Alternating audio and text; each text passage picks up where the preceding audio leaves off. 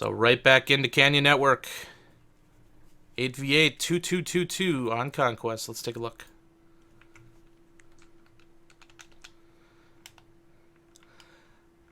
So at first glance, I am over on the House of Lords side, and I am seeing the Black Widow, which I believe we're going to be seeing quite a bit of.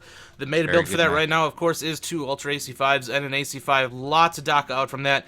They have a Hunchback 2C, been seeing quite a bit of that as well, with 3 Ultra AC5s, but they do have the other Hunchback 2C with some lasers, medium laser and large pulse, so they have that capability to outlast if the ammo gets low, and they have some of that pinpoint if needed.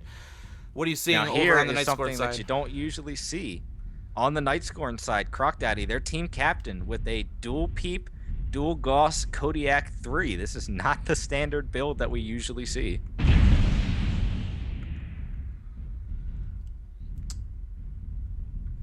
We also have some medium laser Jenners, a dual PPC Gauss rifle Timberwolf. This is much more of a standoff deck. Some early engagements here. Grasshopper 5H for Night Scorn, running 4 ER larges, or no, 5 ER larges. My apologies. Night Scorn does have the D4 region, which is traditionally a pretty hard to take place unless you come from the Epsilon side. So they do have this nice big canyon between them and their enemy. However, House of Lords taking Sigma Kappa early and are rotating around to the left side, looking like they're going to try and leverage some map control. Cap's definitely in favor of Lords. You know, Night Scorn hasn't even thought about capping yet. They have 0 caps on the board. So the movement is really going to be on Night Scorn to have to counter this somehow, especially if they are able to go over and take Gamma. That's going to be a 3 cap without Theta. Night Scorn is going to be in a very sticky position. They are sending one of their light mechs, Jenner 2C, off to the right flank. He's not worrying about doing any sort of counter capping. I really feel like Night Scorn is going to put all of their stock in a kill win here, so they do not care about the caps. This is going to be played out like a skirmish match, but it is going to be on Night Scorn to make that move. They're heading up to the Theta ramp, and it looks like they are staging and getting ready for a brawl. And here's the other interesting thing. There's another Kodiak 3 with dual PPC, dual Gauss rifle. Usually we're used to this Ultra AC10 stuff, and it's a little strange to see it.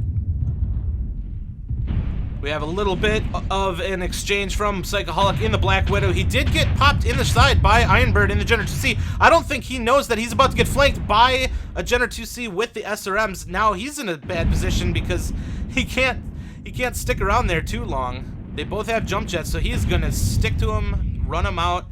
Not sure if Dario's going to be able to catch up to him now. He's got an injured leg here. He needs to get back to his team quickly. 85%. That was a very costly maneuver for Iron Nightbird, trying to get that damage in on Psychoholic, but percentage is looking pretty good in favor of Lords right now. They do have some hurt mechs though, and Braveheart in the Timberwolf does get popped down by that Kodiak. He goes down hard. So Night Scorn in a sticky position. They can't hang around because they don't have the cap advantage. They're going to have to try and poke him to death or push him to death, but they can't stagnate or it's going to be over. You've got those 2 Kodiaks back here. Widow, I am not sure if they have the firepower in a brawl to win. That Black Widow is so effective both in a brawl and in just a ranged engagement. Bowser in 2 Gauss rifle, 2 machine gun, 2 ERPPC. That's what I think you were talking about that earlier. Yeah, I'm not sure about the machine guns. The machine guns, I think, are simply to hoist those Gauss up to the high mounts. That's their entire existence. Absolutely. He might have not even brought ammo for it, to be perfectly honest. He did not bring ammo for him. So their existence was purely to hoist it up. This Black Widow is just laying into the Jenner 2C, trying to get some pokes from the corner. Good airstrike there on Psychoholic. Both Psychoholic and Mortisy down into critical areas here. They could easily drop in 1 or 2 shots if they're not careful. Yeah, Night Scorn is starting to they're starting to button it up a little bit more here, but it looks like Lords is starting to shift to try and take away this firing lane, bringing Bowser and Energy further over to the left.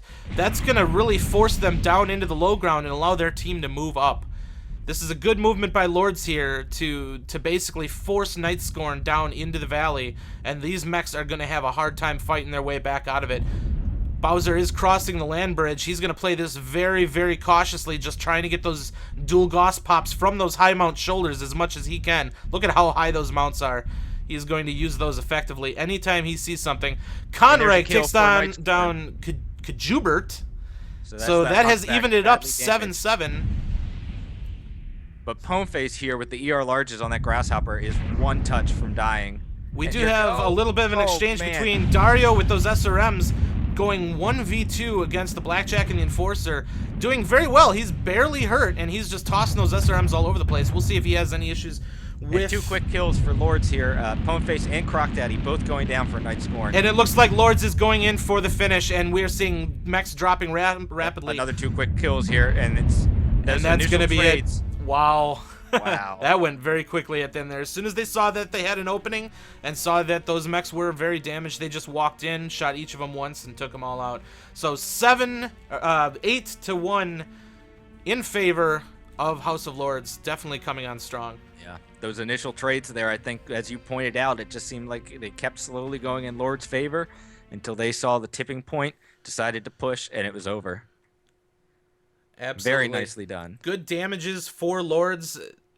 Night Scorn was there, and they were putting some numbers down, but unfortunately, it just wasn't enough. Lords just keeping that pressure on, maintaining the control of the map, and really forcing Night Scorn to retreat down into the valley, and then it's just that's a bear trap. There's no getting out of that once you're down there. You'd have to land some very precise shots, but being as damaged as they were, and with some of those high mounts, it doesn't take much for a Lord mech to just peek over and end you in one shot at that point. Absolutely. So, well played by Lords. We kind of have them a little bit favored, I think, just based on past experience. So, I don't think anybody's necessarily surprised by this outcome. However, Night Scorn is not a pushover team. So, seeing Lords kind of have their way with them for Lords in the opening day of the tournament, Night Scorn's definitely not an easy opponent. Absolutely. And they made that look easy right there. I think we knew Lords had potential, and they're going to see if they can take it. Definitely. So we will head back to the Be Right Back screen with the schedule, and we'll see you guys in about another 18 minutes or so. So see you then.